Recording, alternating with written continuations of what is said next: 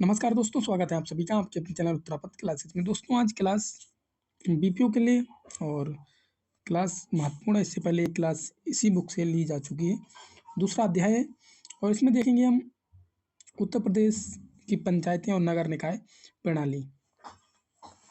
उत्तर प्रदेश पंचायत राज अधिनियम 1947 पर आधारित है।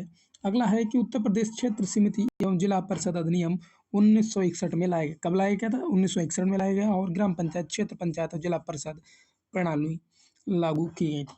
73वें संविधान संशोधन द्वारा पंचायतों के कार्य, शक्तियों और उत्तरदायित्व आदि के संबंध में व्यापक व्यवस्था की गई थी।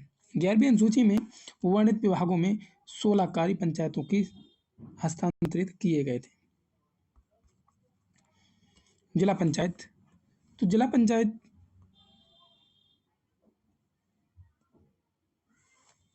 त्रिस्तरीय पंचायत व्यवस्था में सबसे ऊपर जिला पंचायत होती है, जिसके अध्यक्ष और उपाध्यक्ष का चुनाव जिला पंचायत के सदस्य द्वारा किया जाता है।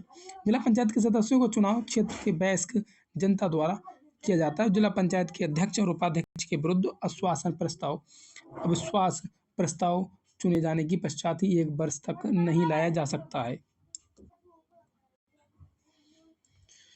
जिला पंचायत अपने सदस्यों में से 6 प्रकार की समितियां बनाती है, यथा प्रशासनिक समिति, नियोजन एवं विकास समिति, शिक्षा समिति, निर्माण कार्य समिति और स्वास्थ्य एवं कल्याण समिति, जल प्रबंधन समिति और देहात है। जिला पंचायत के राजनीतिक प्रमुख अध्यक्ष होता है और प्रशासनिक प्रमुख जिला पंचायत राज अधिकारी, मुख्य विकास अधिकारी होता है। क्षेत्र पंचायत में त्रिस्तरीय व्यवस्था है और इनमें दूसरे स्तर पर क्षेत्र पंचायत होती है। प्रत्येक क्षेत्र पंचायत में 1 प्रमुख और ब्लॉक प्रमुख, 1 उप प्रमुख होता है। प्रमुख का चुनाव ग्राम सभा द्वारा चुने गए क्षेत्र पंचायत के सदस्यों के द्वारा होता है। जिला पंचायत की तरह क्षेत्र पंचायत के प्रमुख और उप प्रमुख के विरुद्ध अविश्वास प्रस्ताव चुने जाने के 1 वर्ष के भीतर नहीं लाया जा सकता। मतलब अविश्वास प्रस्ताव 1 साल के भीतर नहीं लाया जा सकता। यहाँ पर भी जिला पंचायत की तरह 6 समितियाँ गठन की जाती हैं। देहात है कि क्षेत्र पंचायत की राजनीतिक प्रमुख ब्लॉक प्रमुख होता है, वहीं प्रशासनिक प्रमुख खंड विकास अधिकारी यानी कि वीडीओ होता है।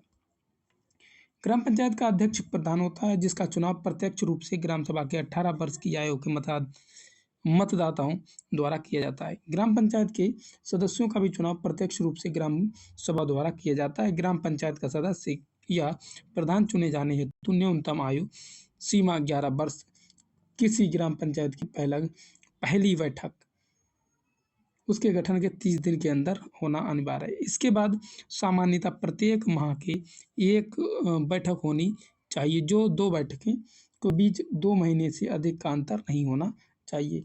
ग्राम प्रधान को हटाए जाने के लिए 15 दिन पूर्व सूचना देकर ग्राम सभा की विशेष बैठक बुलाई जाती है। बैठक में ग्राम सभा के कम से कम 1/3 सदस्यों का होना अनिवार्य है। इस बैठक में उपस्थित और मतदान करने वाले सदस्यों के 2/3 बहुमत द्वारा प्रधान को हटाया जा सकता है। ये बैठक में प्रधान को हटाने से संबंधित प्रस्ताव पास न हो तो ऐसा दूसरा प्रस्ताव इस बैठक के 1 वर्ष बाद ही लाया जा सकता है। देहात है कि ग्राम पंचायत का राजनीतिक प्रमुख प्रधान होता है, वहीं प्रशासनिक प्रमुख पंचायत सचिव होता है। नगर निकाय, तो नगर निकाय में उत्तर प्रदेश में नगर स्वास्थ्य शासन की शुरुआत 1916 में संयुक्त प्रांत टाउन एरिया अधिनियम और संयुक्त प्रांत अधिनियम द्वारा की गई थी। 74वें संविधान संशोधन के बाद एक ऐसा कानून बनाया गया था जिसके द्वारा राज्य के संपूर्ण नगरीय क्षेत्र को 3 भागों में विभक्त किया गया था। यद्यपि उत्तर प्रदेश में 4 प्रकार के नगर पाए जाते हैं, जिनकी घोषणा राज्यपाल के द्वारा की गई है। महानगरीय क्षेत्र, बृहत्तर नगरीय और लघुत्तर और संक्रमणशील क्षेत्र ये होते हैं। पहला है कि 10 लाख से अधिक आबादी वाले महानगरीय क्षेत्र, इनमें नगर निगम की स्थापना की जाती है। 5 लाख से अधिक एवं 10 लाख से कम आबादी वाले नगरीय, जिसमें कि नगर निगम की स्थापना की जाती है। 1 लाख से अधिक, 5 लाख से कम आबादी वाले क्षेत्र में नगर पालिका परिषद की स्थापना की जाती है। 15,000 से 1 लाख से कम आबादी वाले क्षेत्र, जिनके लिए नगर पंचायत की स्थापना की जाती है।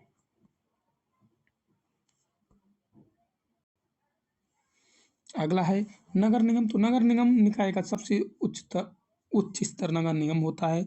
नगर निगम एक नगर प्रमुख, मेयर, एक उप मेयर और 3 प्रकार के कई सारे सभासद यानी पार्षद होते हैं। नगर प्रमुख मेयर जिसे कहते हैं, वह नगर प्रमुख मेयर चुनाव नगर के वयस्क जनता द्वारा प्रत्यक्ष रूप से किया जाता है। नगर प्रमुख 5 वर्ष के लिए चुना जाता है और पद ग्रहण की तिथि से 2 वर्ष तक उसके खिलाफ अविश्वास प्रस्ताव नहीं लाया जा सकता। यदि 2 वर्ष के बाद प्रस्ताव लाया गया तो वह पास नहीं हुआ, तो उस बैठक से 2 वर्ष तक ऐसा अविश्वास प्रस्ताव नहीं लाया जा सकता है। सभासद में 3 प्रकार के सभासद होते हैं।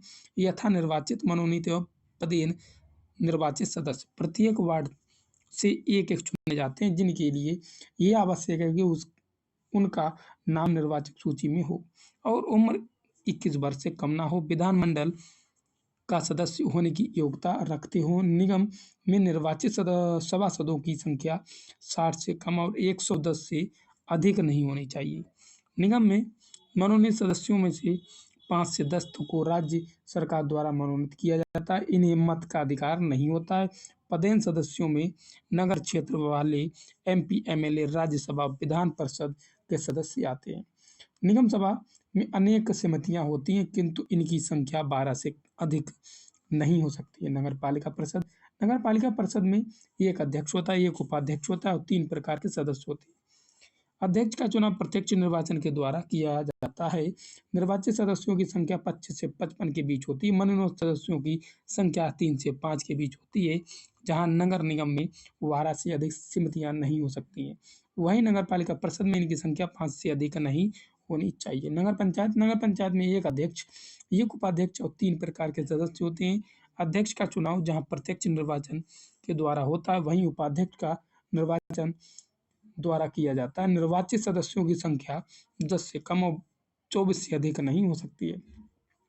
उत्तर प्रदेश में लोकायुक्त अधिनियम 1975, उत्तर प्रदेश लोक सेवा प्राधिकरण गठन 1976, पारिवारिक न्यायालय अधिनियम 1985, उत्तर प्रदेश विविध सेवा प्राधिकरण 1987, उत्तर प्रदेश राज्य मानवाधिकार आयोग गठन 7 अक्टूबर 2002।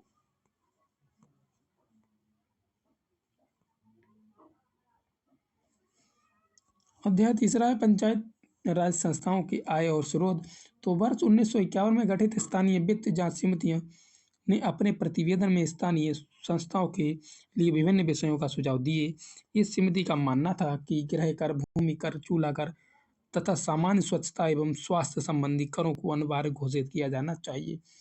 कर जांच आयोग 1953 और 54 में गठन हुआ था। इस आयोग द्वारा करों से संबंधित सुझाव दिया गया था। भूमि एवं भवन कर, सड़कों पर चलने वाले वाहन और पशुओं एवं नौकरियों पर कर, संपत्ति के हस्तांतरण पर कर आदि को स्थानीय सरकार की आय का साधन बनाए जाने पर जोर दिया गया था।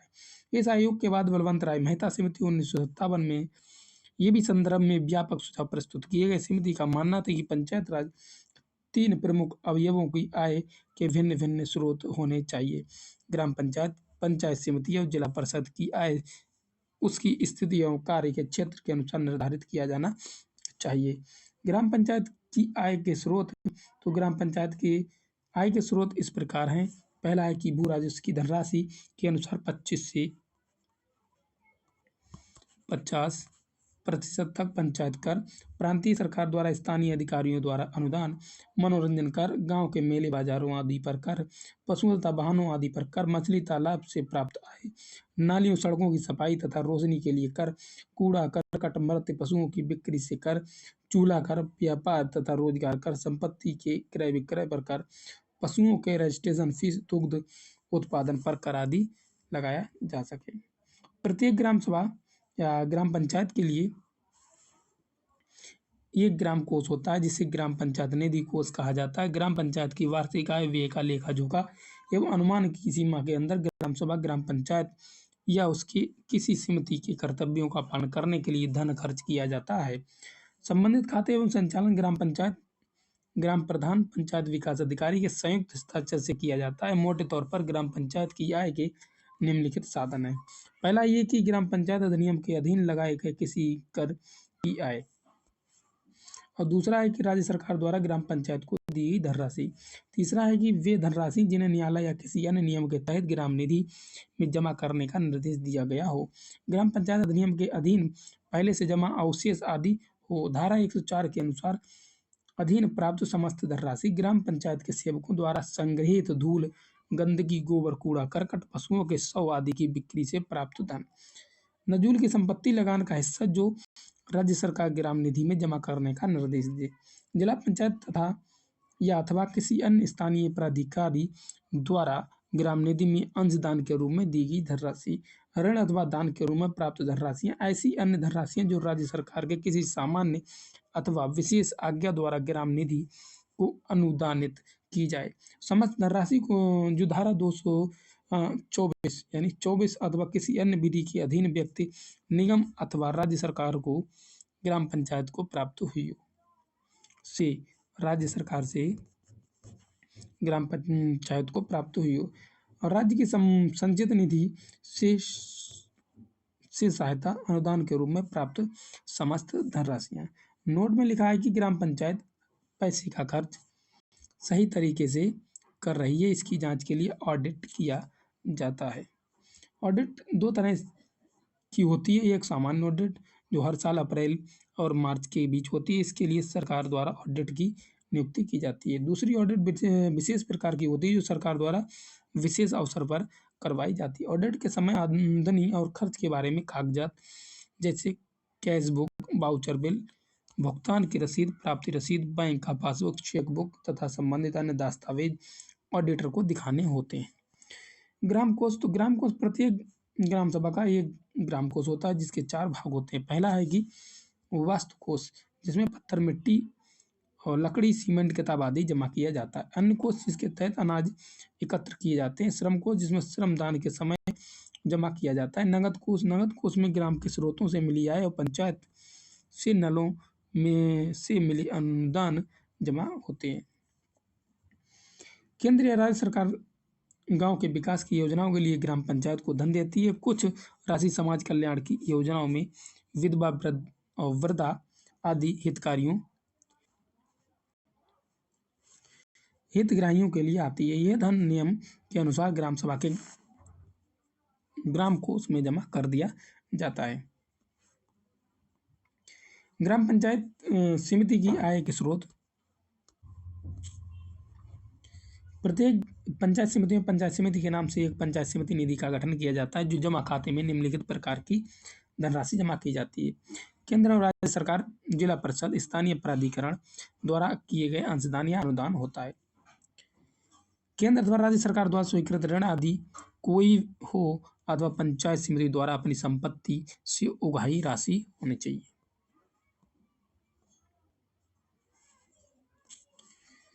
अपने द्वारा उगाए गए पथ कर, उप शुल्क और शुल्क आदि होता है। पंचायत समिति में निहित या उसके द्वारा निर्मित या उसके नियंत्रण और प्रबंधन के अधीन किसी विद्यालय, अस्पताल, चिकित्सालय, भवन, संस्थान अथवा किसी निर्माण की बाबत हुई सभी प्राप्तियां लगती हैं उसमें। उपहार एवं अंशदान के रूप में प्राप्त सभी रकम पंचायत समिति के पक्ष में किसी भी न्याय, धर्मदाय से प्राप्त सभी आय, जुर्माना तथा अर्थदंड से वसूली की राशि का भी होना चाहिए।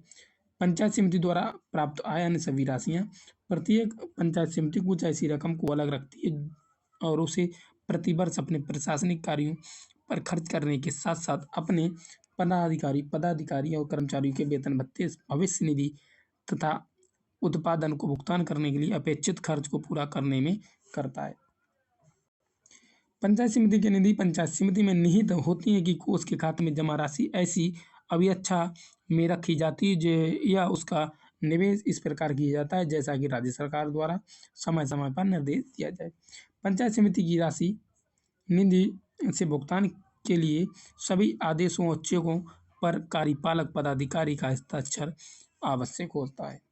पंचायत समिति वाहनों के रजिस्ट्रेशन शुल्क, तीर्थ स्थलों, हाटों, मेलों में सफाई व्यवस्था के लिए शुल्क, जल शुल्क, विद्युत शुल्क तथा संपत्ति कर आदि वसूल कर सकती है। सरकार द्वारा नियमावली के गठन के बाद अधिसूचित शुल्क अथवा फीस के आधार पर शुल्क वसूली की जाती है। पंचायत समिति विशिष्ट योजना के निष्पादन हेतु राज्य सरकार की पूरी स्वीकृति से बैंक अथवा अन्य वित्तीय संस्थानों से ऋण ले सकती है। प्रत्येक पंचायत समिति के प्रत्येक वर्ष में ऐसे समय और रीति से जैसे कि विहित की जाए अगले वित्तीय वर्ष के लिए अपनी प्राप्तियां एवं वितरणों का बजट तैयार करती है तथा बैठक में उपस्थित सदस्यों में बहुमत से पारित किया जाता है। ऐसी बैठक के लिए कुल सदस्यों के 50% से कम कोरम पूरा नहीं होता है। सामान्य तौर पर पंचायत समिति की आय के निम्न अन्य स्रोत हैं, जैसे कि स्थानीय कर, मंडी कर और राज्य सरकार से प्राप्त अनुदान तथा ऋण, दान तथा चंदे, जिला परिषद अथवा उसके द्वारा उपलब्ध तथार्थ अनुदान और क्षेत्र पंचायत द्वारा लगाए गए करों तथा शुल्कों से प्राप्त घाटों, मेले आदि पट्टों से प्राप्त आय। सरकारी अनुदान और सरकार द्वारा क्षेत्र पंचायत को जो भी परियोजनाएं संचालित करने के लिए दी जाती हैं उनकी धनराशि। पंचायत संस्थाओं का बजट तो वर्तमान में विकास और जन कल्याण से संबंधित अनेक केंद्र और राज्य प्रायोजित योजनाएं एवं कार्यक्रम ग्राम पंचायतों में क्रियान्वित किया जा रहे हैं, जिसके लिए व्यय का प्रावधान केंद्र और राज्य सरकारों अपने बजट से करती है। राज्य सरकारें अपने बजट से करती हैं। केंद्र और राज्य सरकार की तरह पंचायत राज संस्थाओं का भी अपना बजट होता है। पंचायत के लिए बजट उसके लिए एक वित्तीय वर्ष के लिए कार्यक्रम का दस्तावेज होता है। पंचायत का कोई भी खर्च बिना बजट के अनुमोदन के नहीं होता है या हो सकता है। सामान्य तौर पर किसी भी बजट के दो मुख्य घटक होते हैं।